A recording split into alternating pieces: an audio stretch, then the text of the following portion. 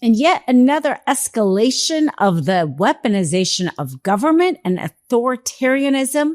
Trump and his allies are going after yet another publicly elected servant. This time, it's a Democrat from California, Congressman Eric Swalwell, who has been a very vocal opponent to Trump. And as such, Bill Pulte, the head of the Federal Housing and Finance Agency, the one who just convinced Trump that the 50-year mortgage was a good idea, the idea that instead has completely backfired among MAGA and Republicans, that Bill Pulte is the one who referred this criminal indictment to the DOJ, telling the DOJ that he has found criminal activity by Eric Swalwell in the name of mortgage. Yet another mortgage fraud claim by Trump. And he is saying that this has to do with a home that Eric Swalwell owns in DC. It's in the DC area. It's reportedly about a 1.2 million home when he purchased it back in 2020. Now, as we know, Bill Pulte, this is not the first time he has done this. He did this with Letitia James. He also did this with the Federal Reserve Chair, Lisa Cook. He knows how to curry favor with Trump, and he had to do it this time. According to reports by Politico, he was the one who convinced Trump that the 50-year mortgage was such a good idea. That he did it evidently in a matter of 10 minutes. According to reports, he showed Trump a poster where there was a picture of FDR with the 30-year mortgage that FDR proposed and, was able to actually help the middle class be able to own homes. And then there was the picture of Trump. And on top of that picture was the 50-year mortgage. And Trump evidently loved the idea that his picture was next to FDR picture. And on top of that was the banner of, the great American presidents. And that is all it took. Evidently, that was all it took for Trump to create an entire new policy idea that would severely affect whether or not somebody could buy a home in this country and how much, frankly, they were going to have to pay for that loan in order to fully own that home. Trump put this image of that was the poster out on Truth Social, basically taking the idea as his own. And the rebuke was swift. It came from all corners. He was on Laura Ingraham's show, where he tried to justify why this 50-year mortgage was such a bad idea. She asked him because already in the internet and social media, people were already against the idea. Take a listen how out of touch he is in his answer.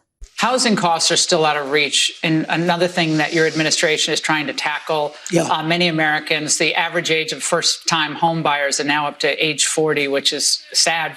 The country you and I grew up in. I inherited that. Look, you have to understand. Right, but let me get to the question, though, because your housing director has proposed something that has enraged your MAGA friends, which is this 50-year mortgage idea. So a significant MAGA backlash, calling it a giveaway to the banks and simply prolonging the time it would take for Americans to own a home outright. Is that really a good idea? It's not even a big deal. I mean, you go from 40 to 50 years. And what it means is 50, you pay something less from 30 that some people had a 40 and then now they have a 50. All it means is you pay less per month. You pay it over a longer period of time. It's not like a big factor. It might help a little bit.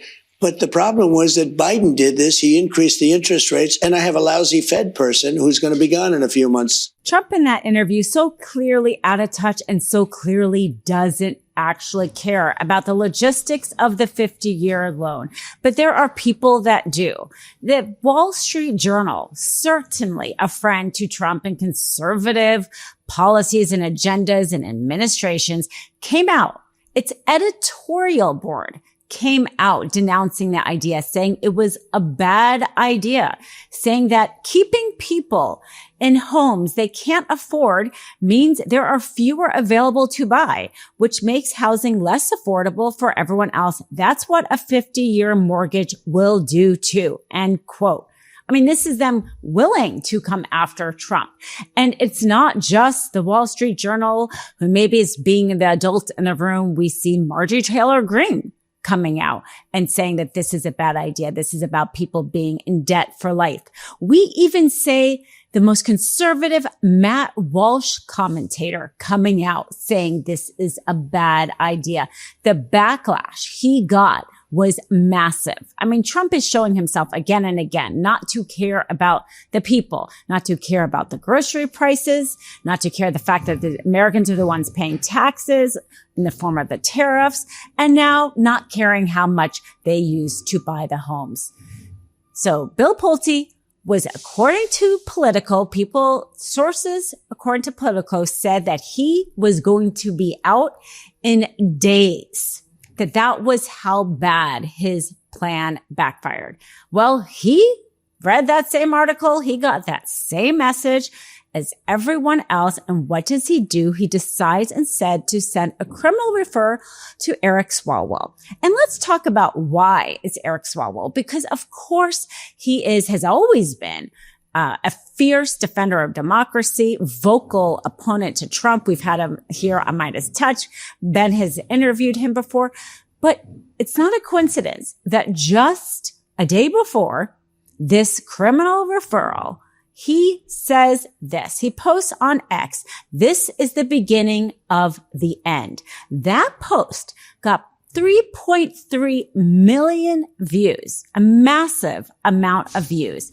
And he put that post out the day that the Epstein emails were released by the Democrats on the House Oversight Committee, which we know those emails that we've all seen in real time. We've seen the reports, how bad those emails are for Trump, how much he actually knew, how much he was still in contact with Epstein over the years. So Eric Swalwell was rightly pointing out this is the beginning of the end for Trump.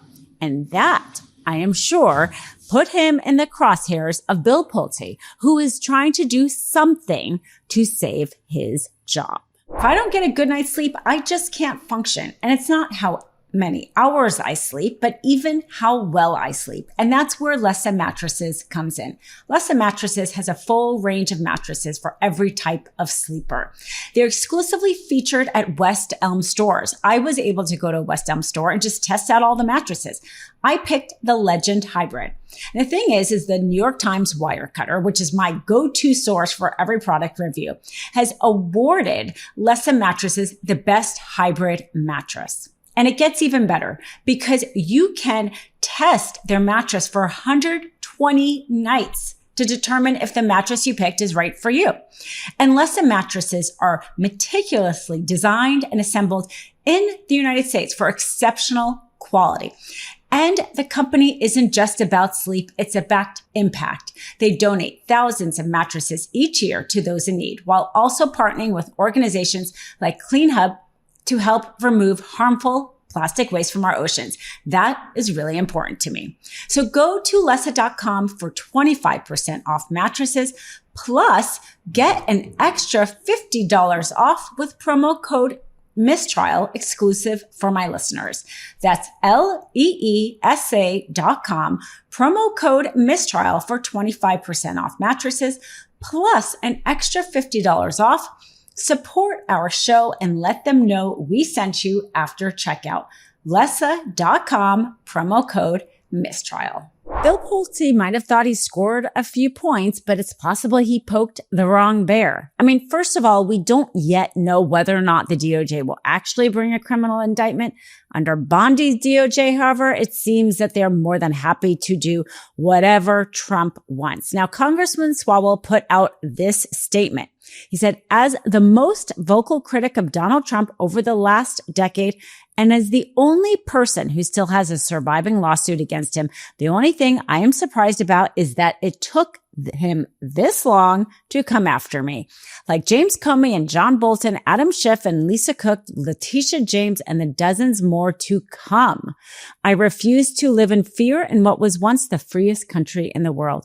Of course, I will not end my lawsuit against him, and I will not Stop speaking out against the president and speaking up for Californians. As Mark Twain said, patriotism is supporting your country all the time and your government when it deserves it.